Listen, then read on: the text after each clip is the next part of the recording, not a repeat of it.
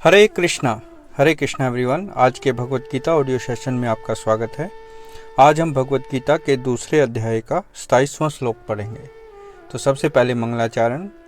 ओम नमो भगवते वासुदेवाय।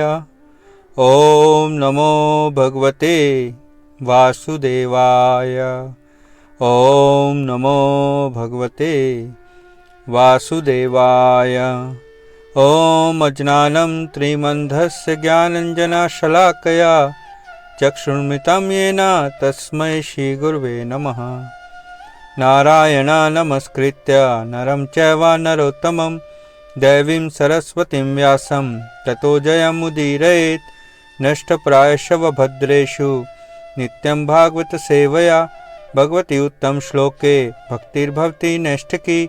हरे कृष्ण कृष्ण कृष्ण हरे हरे, हरे राम राम राम हरे हरे। जय शिला प्रभुपाद की जय, शिला गुरुदेव की जय, कृष्ण बलराम की जय, श्री वृंदावन धाम की जय। टैगोर प्रेमानंदे हरि हरि बोल। हरे कृष्ण।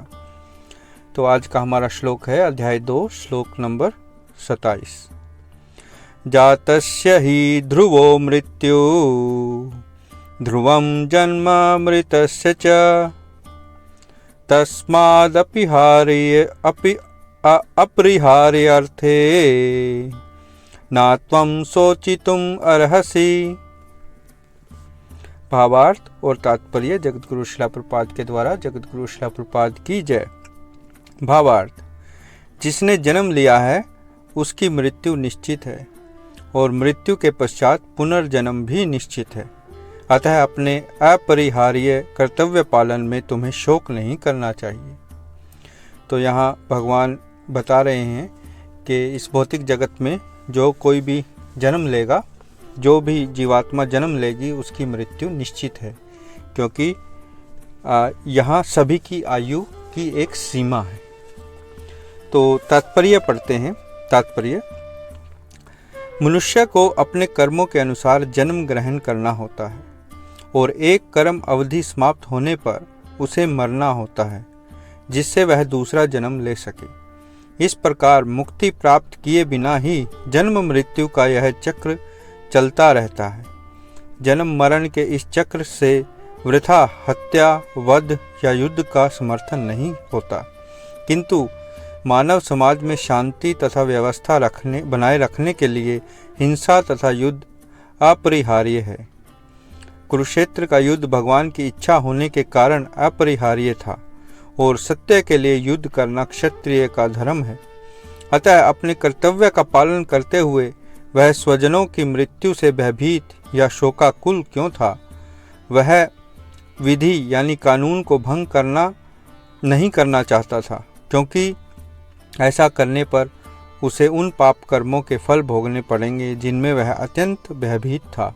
अपने कर्तव्य का पालन करते हुए वह स्वजनों की मृत्यु को रोक नहीं सकता था, और यदि वह अनुचित कर्तव्य पथ का चुनाव करे तो उसे नीचे गिरना होगा।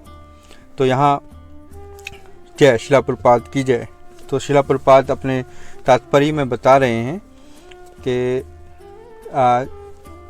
जो मनुष्य है उसको जन्म, जैसे भगवान ने बताया है इस श्लोक में कि जिसने जन्म लिया है उसकी मृत्यु निश्चित है, परंतु इस मनुष्य समाज में शांति तथा व्यवस्था बनाए रखने के लिए हिंसा तथा युद्ध अपरिहार्य है, यानी इसका प्रयोग किया जाता है।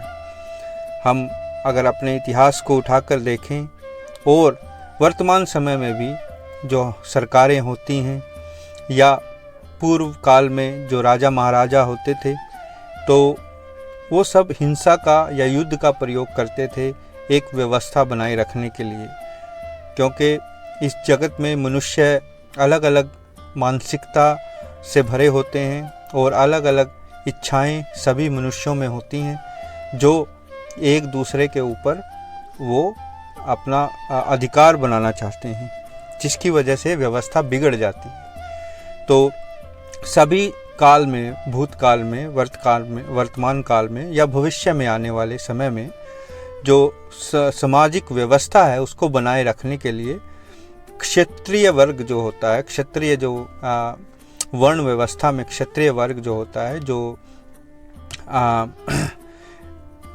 इस युद्ध की और लोगों की रक्षा करने के लिए जिनको ट्रेनिंग दी जाती है, तो वो वर्ग इस हिंसा का प्रयोग करता है। तो यहाँ हम कुरुक्षेत्र की युद्ध भूमि में जो ये युद्ध होने वाला है, इसमें देखते हैं कि अर्जुन क्षत्रिय वर्ग से आता है और उसका धर्म है युद्ध करना, परंतु वह यहाँ शोकाकुल है और जिसकी वजह से भगवान भगवत गीता का ज्ञान उसे दे रहे हैं और एक जीव की और आत्मा की जो उसकी सही स्थिति है उसका ज्ञान प्रदान कर रहे हैं। हमें समाज में रहते हुए अपने कर्तव्यों का पालन करना पड़ता है और इस दौरान यदि हमें कठोर निर्णय लेने पड़े तो हमें उसके लिए शोक नहीं करना चाहिए। हम अपने स्वजनों की मृत्यु को नहीं रोक सकते। वास्तव में जीव इस जन्म मृत्यु के चक्कर में फंसा है और इससे निकलने में केवल भगवान की भक्ति ही एकमात्र उपाय है।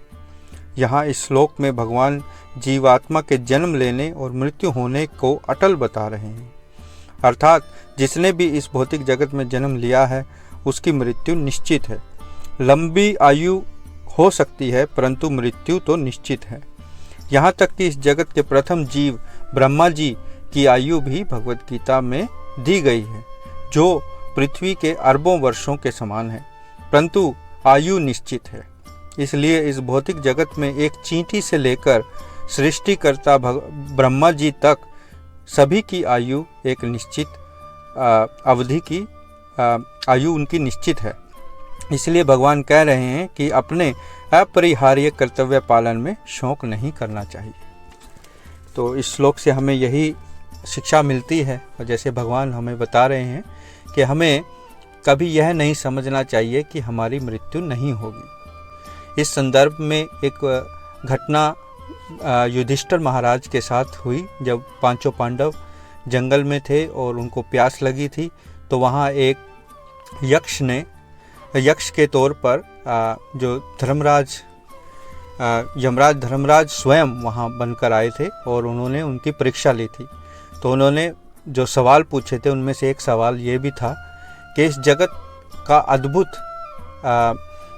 में अद्भुत क्या है। तो युधिष्ठिर महाराज ने इसका सही उत्तर इसलिए यही दिया था कि इस जगत में सबसे अद्भुत बात यह है कि प्रत्येक व्यक्ति अपने सामने सभी को मरते हुए देखता है, उसके स्वजन, उसके मित्र सभी, परंतु वह यह नहीं जान पाता कि उसकी भी मृत्यु होगी। वह स्वयं में यही सोचता है कि वह नहीं मरेगा और वो थोड़ी देर में उस मृत्यु की घटना को भूल जाता है। तो यही एक जो सबसे अद्भुत बात है जगत में, वो यही है कि सभी जीव माया से मोहित हैं और वो यही सोचते हैं कि मृत्यु तो दूसरे लोगों की होती है, हमारी नहीं होगी।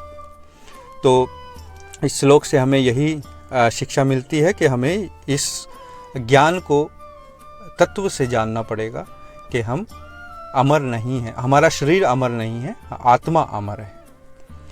तो आज के लिए इतना ही। अपने प्रश्न और टिप्पणी मेरे व्हाट्सएप पर जरूर भेजें। हरे कृष्णा। धन्यवाद।